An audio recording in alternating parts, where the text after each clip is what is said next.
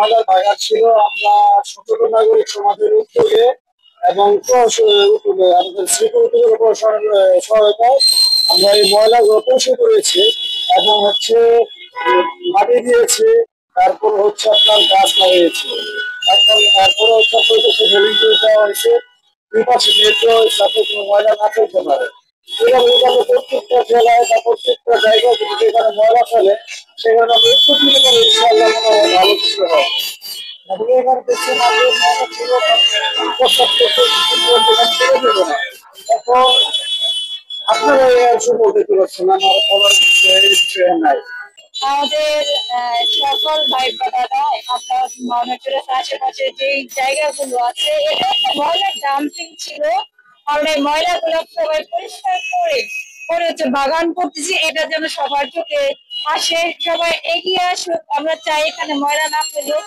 আসলে বাগান তো সুন্দর, পরিবেশ রক্ষণাবেক্ষণ করে। তো সে জায়গা থেকে সবার দৃষ্টি আকর্ষণ করতে সবাই দেখবে এই পরিবেশটা রক্ষা করার জন্য সকলে এখানে ফুলের চারা আছে, বিভিন্ন ঔষধি গাছ আছে, ফলের গাছ আছে, কাঠ গাছ আছে, সুন্দর ফল ফুল সব মিলিয়ে এই গাছ আছে।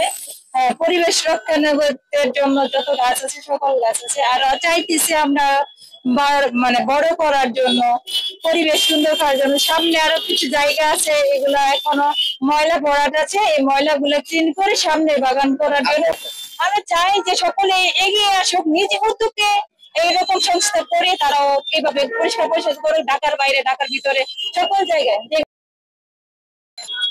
প্রত্যেকটা নিজের থেকেই নিতে হয়, এটা শুধু আমরা মডেল হিসেবে করতে যাচ্ছি।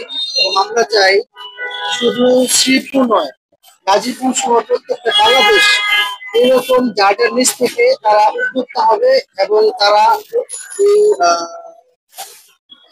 ব্যবহার অনুপযোগী যে সকল জায়গাগুলো আছে এগুলোকে ব্যবহারের উপযুক্ত করার মতো একটা পরিবেশ করবে, যাতে জনগণ সহ এইটা প্রথমে বলতে পারি যে প্রত্যেকটা উপজেলায় জেলায় ইউনো সহ ডিসি সহ স্যাররা যারা আছেন ওনারা প্রত্যেকটি অনেক আন্তরিক।